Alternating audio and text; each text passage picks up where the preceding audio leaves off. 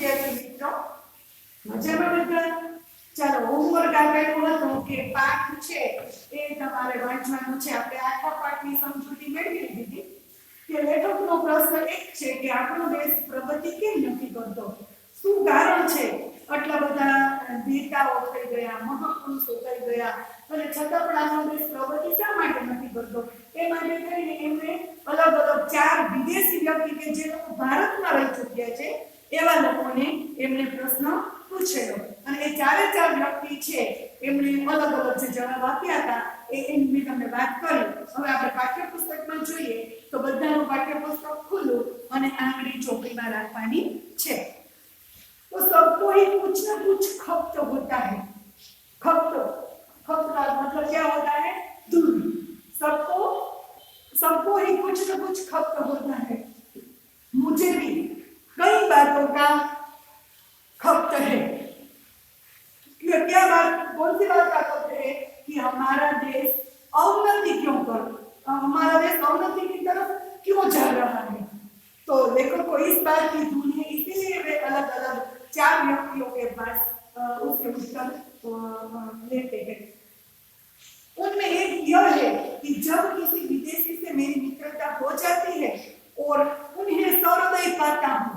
सौहृदय मतलब क्या होता है? कि उसके साथ उसका लगाव हो जाता है, स्नेह हो जाता है, अपने पास जब वो समझते हैं तो क्या करते हैं लेकिन साथ ही यह समझता हूँ कि हमारे देश में बहुत दिनों से रहने के कारण वे पर्याप्त अनुभव भी प्राप्त कर चुके हैं.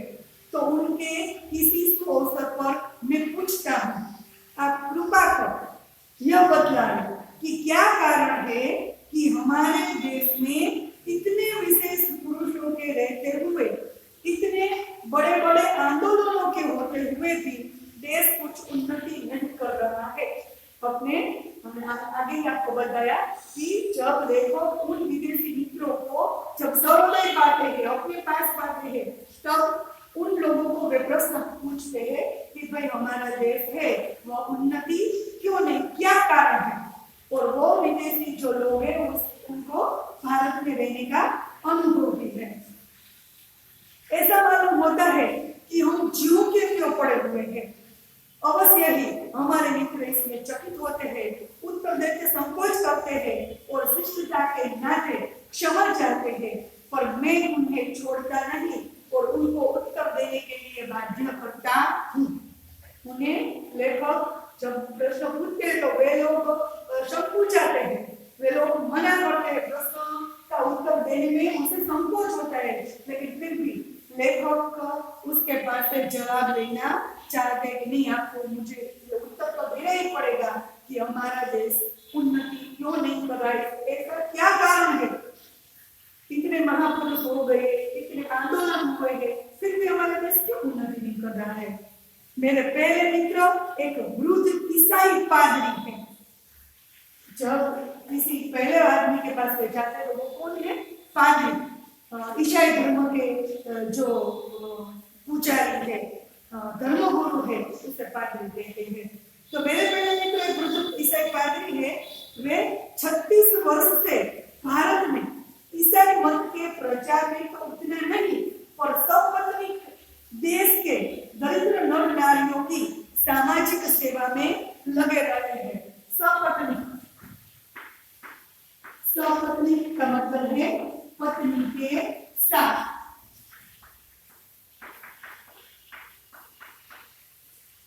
क्या कर रहे हैं वो? कि अपनी पत्नी के साथ देश के, भारत देश के जो दरिद्र नारायण लोग हैं उन लोगों की सेवा में लगे हुए हैं.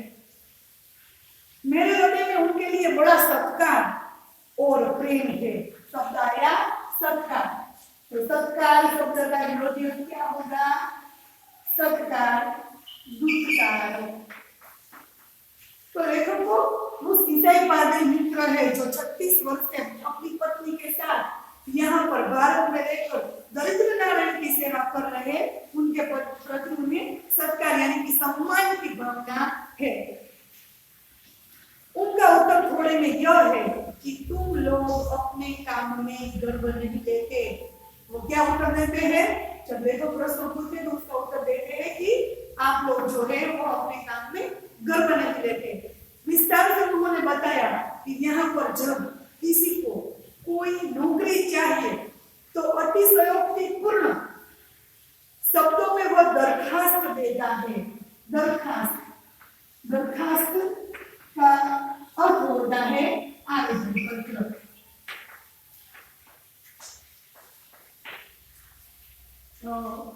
आवेदन पत्र देते हैं कैसे, तो अतिशयोक्तिपूर्ण शब्दों में, अत्यधिक शब्दों में वह दरखास्त देते हैं, आवेदन पत्र देते हैं।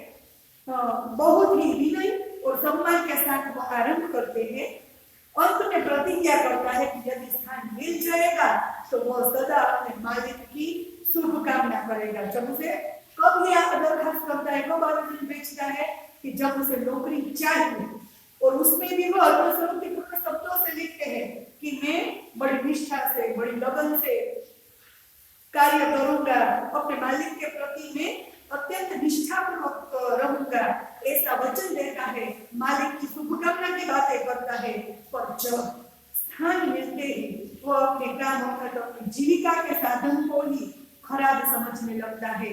जीविका का मतलब क्या होता है, जो उसे नौकरी मिलती है उसकी जीविका चलती है। अन्य साथियों से मिलकर काम खराब करने के लिए षड्यंत्र रचने लगता है और मालिक की नाकों में दम कर डालता है। और देशों में भी लोग नौकरी की दरखास्त देते हैं, वे साधारण शब्दों में प्रार्थना पत्र लिखते हैं और जब स्थान मिल जाता है तो इस तरह काम करते हैं जैसे संसार की गति उन्हीं पर निर्भर करती है और वे यदि काम छोड़ दे तो संसार टूट जाए। दो देशों के बीच तफावत जो है वो लेकर के यहाँ पर रखा है कि हमारे देश में नौकरी मिलने के पूर्व अतिशयोक्तिपूर्ण शब्द में प्रार्थना पत्र भेजते हैं, अच्छे अच्छे शब्दों में लिखते हैं, लेकिन नौकरी के बाद लेखक के मालिक के खिलाफ ही षड्यंत्र रचने लगते हैं। जबकि यहाँ पर बताया है कि दूसरे देशों में क्या होता है, कि दूसरे देशों में सिंपल से बहुत ही सादगी भाषा, सरल भाषा में दरखास्त देते हैं और जब उसे नौकरी मिल जाती है तो बड़ी चाव से, बड़ी निष्ठापूर्वक और ऐसे नौकरी करते हैं कि जैसे कि वो नौकरी काम नहीं करेगा तो दुनिया ही रुक जाएगी। इस प्रकार से कार्य करते हैं। ये फर्क हमारे और दूसरे देशों के बीच में है। बात इस पादरी मित्र ने बहुत ठीक कही, हमें अपने काम में गर्व नहीं है। दुख तो इसका है कि मुल्क की परंपरा, मुल्क का मतलब यह है स्वदेश।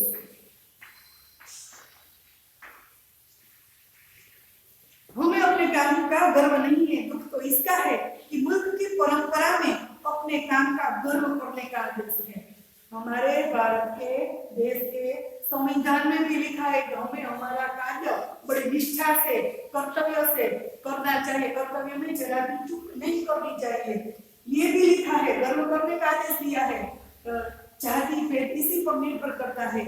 एक जाति का आदमी दूसरी जाति के आदमी द्वारा अपना मान मर्यादा नहीं चाहता, वो अपनी जाति वालों के बीच अपना उपयुक्त पद और स्थान चाहता है। यह अपनी जीविका के साधनों का बड़ा आदर सत्कार करता है। बढ़ई अपने औजारों की और दुकानदार अपनी बहियों की निश्चित तिथियों पर पूजा करते हैं। हम सब लोग जानते हैं कि अमुक जो तिथि आते हैं तब सब लोग क्या करते हैं, जो अपने काम में जो साधन, जो औजार है, जो बुक्स है, उनकी सब हम लोग क्या करते हैं, पूजा करते हैं। जैसे कि दिवाली में चोपड़ा पूजन करते हैं हम, तो इसी प्रकार से करते हैं। यह अपनी जीविका के साधनों का बड़ा आदर सत्कार करता है। बढ़ई अपने औजारों की और दुकानदार अपनी बहियों की निश्चित तिथियों पर पूजा करता है। पर लंबी दास्ता के कारण हम अपनी परंपरा को भूल गए हैं। हम अपना काम छोड़कर दूसरों का काम उठाते हैं, एक काम छोड़कर दूसरा काम लेते रहते हैं। हम अपने असफलता का दोष दूसरों को देते हैं, स्वयं दुखी रहते हैं, दूसरों को भी दुखी करते हैं। कोई काम ठीक न कर सकने के कारण अपने को खराब करते हैं, काम को भी खराब करते हैं। स्वधर्म निधन श्रेयः, अपना धर्म या कर्तव्य करते हुए मर जाना श्रेयस्कर है, यह आदेश हम भूल गए। हम अपने काम में गर्व नहीं लेते। वस्तुतः आखिरकार लेखक हमें यही बताने चाहते हैं कि क्या करते हम, तो कि हम दूसरों के काम में दखल करते हैं, उसका हमारा काम तो खराब करते ही है, लेकिन साथ साथ उसका भी कार्य जो है वो भी खराब करते हैं। हम तो नहीं जीते, उसको भी जीने नहीं देते। तो क्या करने का आदेश है, तो कि स्वधर्म निधन श्रेयः, अपना धर्म या कर्तव्य करते करते मर जाना ही श्रेयस्कर माना है, लेकिन हम इस आदेश को भूल चुके हैं। तो सबसे पहला जो मित्र है उन्होंने इस प्रकार से प्रश्न का उत्तर दिया कि हमारी उन्नति, देश उन्नति न कर सकने का कारण एक ही है कि हम अपने कार्य में गर्व नहीं करते। आगे का नेक्स्ट पीरियड में